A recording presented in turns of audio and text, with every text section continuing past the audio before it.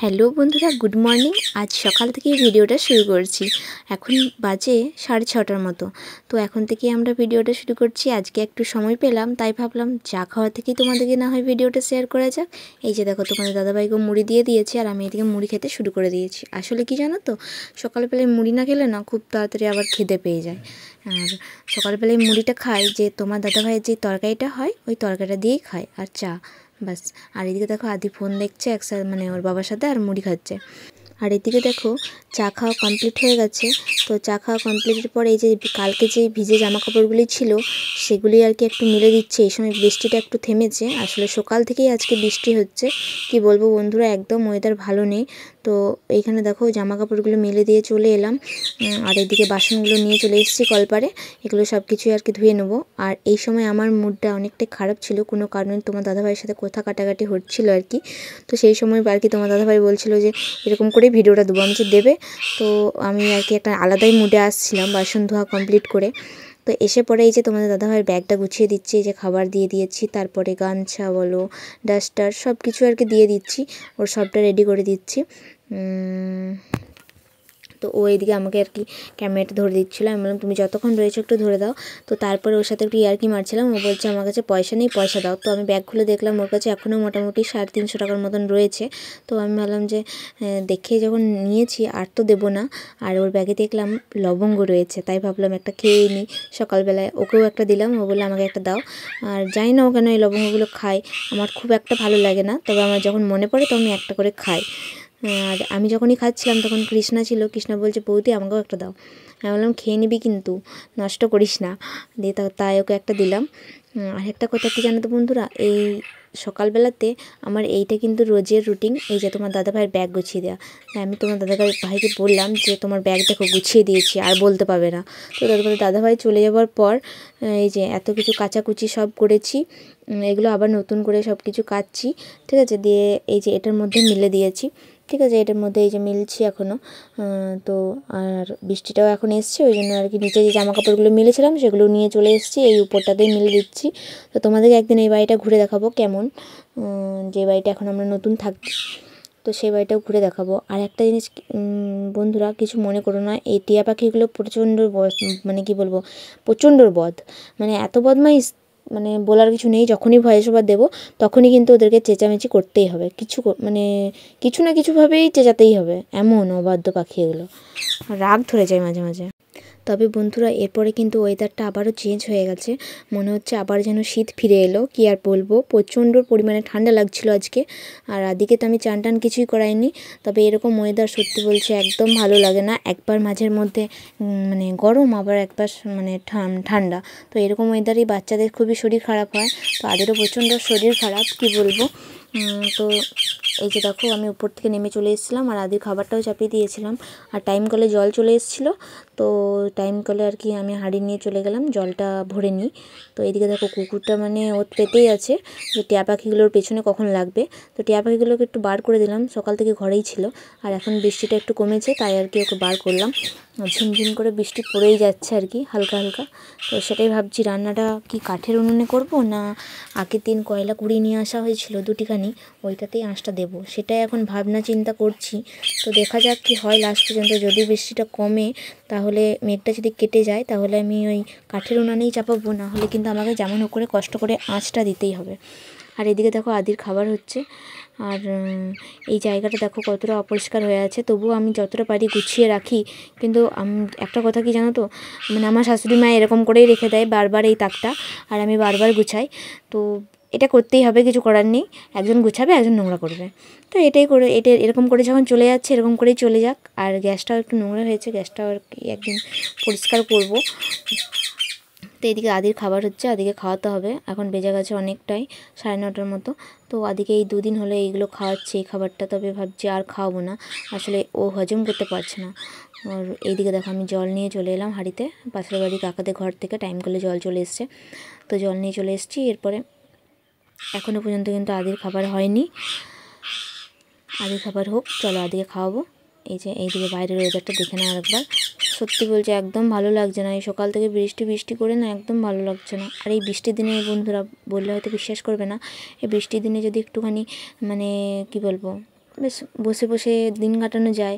আর তোমাদের দাদাভাই যদি বাড়িতে থাকে আলাদা একটা মজা, কিন্তু কিছু করার নেই, কাজে যেতেই হবে, ঠিক আছে? কাজে না গেলে তো আর হবে না, তো কাজে যেতেই হবে। আর এইদিকে দেখো জলও ভরে নিয়েছি। আজকে ভাবছি এই জায়গাটি আমি একটু ভালোভাবে ক্লিন করব। এই যে আলুগুলি পাশে রয়েছে না, কিছু কিছু আলু না পচে গেছে, তার জন্য প্রচণ্ড দুর্গন্ধ উঠছে, তাই ভাবলাম সময় বুঝে আমি ঠিক পরিষ্কার করব। তো তোমাদের সাথে শেয়ার করব, চলো তোমরা দেখতে থাকো। আর তারপর দেখো আদি চলে এসেছে আমার কাছে, আদিকে নিয়ে আমি ওর খাবারটা করছি, এখনও খাবারটা হয়নি। তো আদি প্রচণ্ড কান্না করছে, থাকতে খুঁজছে না কারোর কাছে, আসলে শরীরটা বেশ ভালো নেই ওর। আর এই ঠান্ডা ওয়েদারে ছেলেদের শরীর খারাপ হবেই, কিছু করার নেই।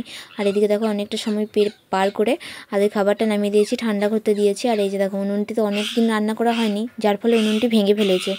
তো কে ভেঙেছে আমি জানি না, তবে উনুনটি ভেঙে গেছে। তো চলো এই উনুনটা আঁচ দিয়ে দিই। আজকে আঁচ দেওয়াটা তোমাদের সাথে শেয়ার করব, তো দেখিয়ে দিই তোমাদেরকে আমি কেমনভাবে আঁচ দিই। তবে আজকে আমার আঁচ দেওয়াটা মানে কি বলবো, অনেকটা অসুবিধা হচ্ছিলো। আমি তো বড় বড় ঘুঁটে দিয়ে আঁচ দিই, এইরকম টাইপের ঘুঁটেগুলো দিয়ে করি না। তো এগুলো রয়েছে, ভাবলাম এগুলো দিয়ে দিই। আমার বেশি কিছু লাগে না, একটা প্লাস্টিক হলেই হবে, তো আর কটা কঞ্চি খাড়ি হলেই হয়ে যাবে আমার আঁচ দেওয়া কমপ্লিট। তো তোমরাও দেখতে থাকো আঁচটা কীভাবে আমি দিচ্ছি। এই যে প্রথমে ঘুঁটেগুলো ভালো করে পেতে নিয়েছি, আর এদিকে দেখো কাঠকুচিগুলো দিয়ে দিচ্ছি। এর উপরে প্লাস্টিকটা দেবো, তারপর ওই দেশলাই কাঠি দিয়ে জ্বালিয়ে দেবো। তো ওই কাঠিগুলো হালকা মানে জ্বলে যাওয়ার পর আবার তার উপর থেকে আবার মানে কি বলবো, ওই ঘুঁটে দিতে হবে। তারপরে কয়লাগুলো দিলেই ব্যাস। তুমি যদি কয়লা ভিজেও দাও তাও জ্বলে যাবে। কয়লা মানে কি বলবো, শুকনো দিতে হবে তার কোনো মানে নেই, আমি ভিজে কয়লাই দিই, কাঁচা কয়লা যেটাকে বলে। তো এইভাবেই আমি আঁচটা দিয়ে দিচ্ছি। আর এইদিকে দেখো, এদিকে মা হাট গেছে, মানে আমাদের এখানে আজকে বাজার, মানে আমরা হাটই বলি, বাজার বলি না, ঠিক আছে? তো হাট গেছে মা। তা মা বললো যে ভাতটা চাপিয়ে রাখতে, আসলে বৃষ্টির মানে মেঘের কোনো ঠিক নেই, যখন তখন বৃষ্টি আসতে পারে, তাই এই কাঠের উনুনটা ধরালাম না, এটা ধরালাম, যেমন হোক করে ঘরে ঢুকিয়ে নিয়েও রান্না করা যাবে তার জন্য। সত্যি বলছি বন্ধুরা, প্রচণ্ড কষ্ট হচ্ছে এই মানে কি বলবো। আর যদি একবার জল হয়ে যায় বন্ধুরা, এই কাদা মানে কাদায় একদম বিচিকিচি হয়ে যায়, কি আর বলবো বন্ধুরা। যখন প্রচণ্ড পরিমাণে বৃষ্টি হবে তো তখন তোমাদের সাথে দেখাবো, শেয়ারও করব। তো এইদিকে দেখো আমি আঁচ দিয়েই দিলাম, এই যে ঘুঁটেগুলো দিয়ে দিচ্ছি। প্রচণ্ড টিয়া পাখিগুলো ডিস্টার্ব করছে বন্ধুরা, কী করবো খুঁজে পাচ্ছি না। ওরা চুপ করবে না, ওরা ওদের কাজ চালিয়ে যাবে, আর এদিকে আমাকে আমার কাজ চালাতেই হবে। এই যে দেখো কয়লাগুলো দিয়ে দিলাম, কয়লাগুলো কিন্তু ভিজে, দেখতে পাচ্ছ? এই ভিজে কয়লাগুলো খুব তাড়াতাড়ি জ্বলে যাবে। দেখো কিন্তু প্রচণ্ড পরিমাণে ধোঁয়া হবে বন্ধুরা, দেখতে থাকো শুধু ভিডিওটা। প্রচণ্ড ধোঁয়া হয় কয়লার আঁচ তো, ওই জন্য। আর গুলের আঁচ দিলে এতটা ধোঁয়া হয় না।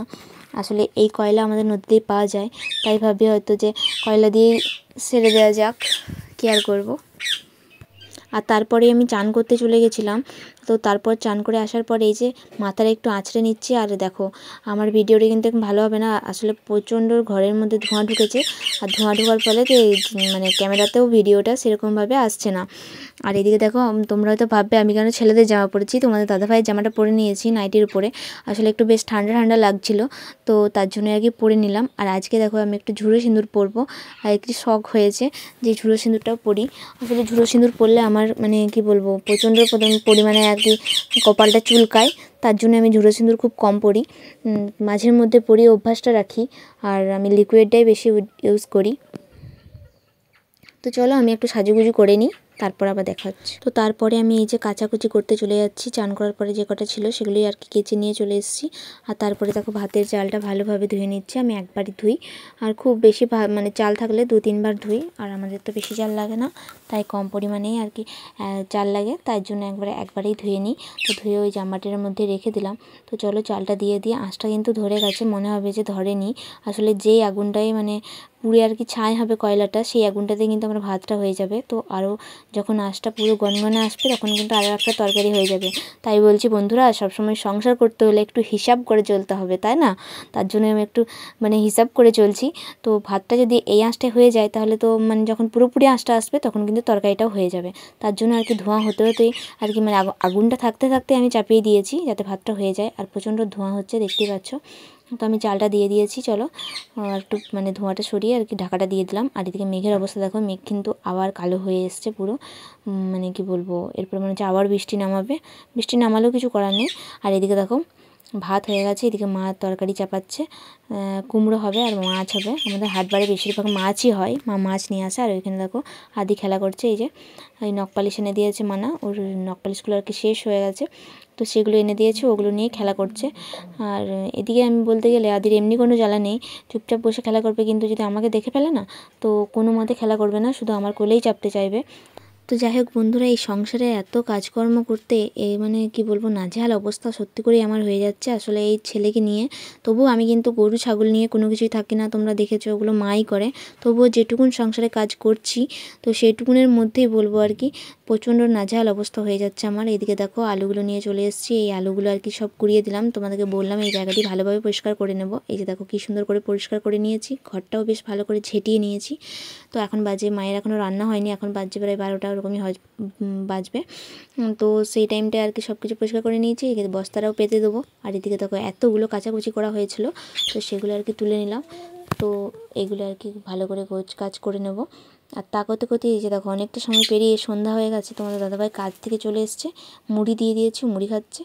তারপর রাত 9টা বাজে, তখন আর কি মাছ হয়েছিল আমাদের, কিন্তু তোমাদের দাদাভাই মাছ খাবে না, তার জন্য ওর জন্য আবার ডিম ভাজা হচ্ছে, কী আর বলবো। তো এত দূরে ভিডিওটা কেমন লাগলো অবশ্যই কিন্তু কমেন্ট করে জানাবেন, আর ছোট্ট করে একটা লাইক করে দেবেন। আর যদি ভিডিওটা ভালো লেগে থাকে অবশ্যই কিন্তু সাবস্ক্রাইব করবেন।